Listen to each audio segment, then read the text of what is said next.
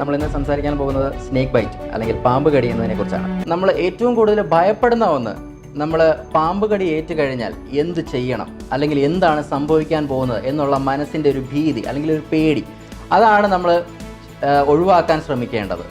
കാരണം ഇങ്ങനെയുള്ള ഒരു പാമ്പ് കടി ഏൽക്കുന്ന ഒരാൾ ചിലപ്പോൾ പെട്ടെന്ന് തന്നെ പേടിക്കാൻ ഒരു പ്രവണത കാണിക്കും. അത് നമ്മൾ ശരിക്കും പറഞ്ഞാൽ ഹോസ്പിറ്റലിൽ കൊണ്ടുവരുന്നതിന് മുന്നേ ഉള്ള ട്രീറ്റ്മെൻറ്റാണ് കുറച്ചും കൂടി ഏറ്റവും എഫക്റ്റീവായിട്ട് നമ്മൾ എപ്പോഴും പറയുന്നത്. നമ്മൾ ആദ്യം ചെയ്യേണ്ടത് അയാളെ ഒരു സേഫ് ആയിട്ടുള്ളൊരു എൻവയോൺമെൻറ്റിലേക്ക് മാറ്റുക, അല്ലെങ്കിൽ ഒരു സേഫ് ആയിട്ടുള്ളൊരു സ്ഥലത്തേക്ക് മാറ്റുക എന്നുള്ളതാണ്. അത് ചിലപ്പോൾ നമ്മൾ ഗാർഡനിലായിരിക്കാം, അല്ലെങ്കിൽ പോകുന്ന റോഡിലായിരിക്കാം. ആ വിക്ടിമിനെ നമ്മൾ എത്രയും പെട്ടെന്ന് ഒരു സേഫ് ആയിട്ടുള്ള ഒരു സ്ഥലത്ത് എത്തിക്കുക. കാരണം നമ്മൾ ഏറ്റവും കൂടുതൽ കണ്ടുവരുന്നൊരു പ്രവണതയാണ് പാമ്പ് കടി വീണ്ടും കിട്ടുന്നത്. അതായത് ഒരു തവണ കടിച്ചു, പിന്നെ കൂടുള്ള സപ്പോർട്ട് ചെയ്യാൻ വന്ന ആളായിരിക്കാം, അല്ലെങ്കിൽ ചിലപ്പോൾ അയാൾക്ക് തന്നെ ആയിരിക്കാം, നമ്മൾ അവിടെ വെച്ച് വീണ്ടും കടിയേൽക്കും. ആളെ കറക്റ്റായിട്ടൊരു സേഫ് പ്ലേസിലേക്ക് മാറ്റുക. രണ്ടാമതായിട്ട് ആളെ നമ്മൾ നല്ല പോലെ ആശ്വസിപ്പിക്കണം, റീഅഷ്യൂർ ചെയ്യണം. കാരണം അതിന് ഒരുപാട് മെഡിക്കലി അതിന് ഇമ്പോർട്ടൻസ് ഉണ്ട്. കാരണം എന്ന് പറഞ്ഞാൽ നമ്മൾ പേടിക്കും എല്ലാവരും. ഇപ്പം മനുഷ്യരെല്ലാവരും പാമ്പ് കടിച്ചു എന്ന് പറയുമ്പോൾ നമുക്ക് എന്ത് പാമ്പാണെന്ന് നമ്മൾ അറിയണ്ട, അതിനുള്ളിൽ തന്നെ നമ്മൾ പേടിക്കും. എന്ത് പറ്റും, മരിക്കുമോ എന്നൊക്കെയുള്ള പേടിയായിരിക്കും നമ്മുടെ മനസ്സിലുണ്ടാവുക.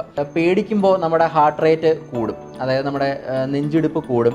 അതുവഴി നമുക്ക് ഈ വിഷം ഉണ്ടെങ്കിൽ, അഥവാ വിഷമുള്ള പാമ്പാണ് കടിച്ചതെങ്കിൽ അത് ഉള്ളിലേക്ക് കയറി ചെല്ലാനും അല്ലെങ്കിൽ അതിൻ്റെ സ്പ്രെഡ് കൂടാനുമുള്ള സാധ്യത കാണുന്നുണ്ട്.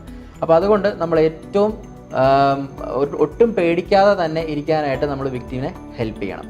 പിന്നെ എവിടെയാണോ കടിയേറ്റത് ആ ഭാഗം, അതായത് ഇപ്പോൾ കൈ ആയിക്കോട്ടെ കാലായിക്കോട്ടെ, ആ ഭാഗത്ത് നല്ല മുറുക്കെ കെട്ടിവെക്കുന്ന ഒരു രീതി നമ്മൾ കണ്ടുവരുന്നുണ്ട്. അത് പഴമക്കാർ എപ്പോഴും ഫോളോ ചെയ്ത് വരുന്നൊരു കാര്യമാണ്, നമ്മൾ മുറുക്കെ കെട്ടിവെക്കുന്നത്. ശരിക്കും പറഞ്ഞാൽ അത് വേണോ വേണ്ടയോ എന്ന് ഇന്നും ഡിബേറ്റ്സ് നടക്കുന്നുണ്ട്. കാരണം അത് എല്ലാവർക്കും, ചിലർ പറയും അത് വേണം, ചിലർ പറയും അത് വേണ്ട. അപ്പോൾ മെഡിക്കലി അതിന് ശരിക്കും പറഞ്ഞാൽ ഒരു ഇമ്പോർട്ടൻസ് നമ്മൾ കാണുന്നില്ല. അതിനകത്ത് നമ്മൾ ചെയ്യേണ്ട ഒരു കാര്യം, നമുക്ക് കെട്ടാം, പക്ഷേ ഒരു ചെറിയൊരു കയറോ അല്ലെങ്കിൽ ഒരു നൂലോ കൊണ്ട് നമുക്കൊരു ടോർണിക്കെ പോലെ നമുക്ക് കെട്ടിവെക്കാം. കൈ ആണെങ്കിൽ അതിൻ്റെ തൊട്ട് മേൽഭാഗത്ത് നമുക്ക് ചെറിയൊരു കെട്ട് കൊടുക്കാം. പക്ഷെ ഒരുപാട് ടൈറ്റ് ആക്കാൻ പാടില്ല. അതായത് ഒത്തിരി നമ്മളങ്ങ് ടൈറ്റ് ആക്കി കഴിഞ്ഞാൽ ആ കാലിലേക്കുള്ള രക്ത ഓട്ടത്തെ അത് ബാധിക്കും. അപ്പോൾ അതുകൊണ്ട് നമ്മൾ ഒത്തിരി ടൈറ്റാക്കി ഒരിക്കലും കെട്ടിവെക്കാൻ പാടില്ല.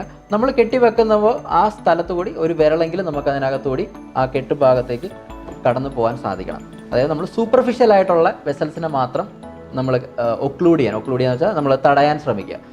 ഡീപ്ലി നമ്മൾ കെട്ടി വെച്ച് കഴിഞ്ഞാൽ നമുക്ക് അതിലോട്ടുള്ള രക്ത ഓട്ടം നഷ്ടപ്പെടുകയും അത് കാരണം തന്നെ നമുക്ക് ആ കാലോ അല്ലെങ്കിൽ കൈയോ എന്താണോ അത് നഷ്ടപ്പെടാൻ കാരണമാവുകയും ചെയ്യും.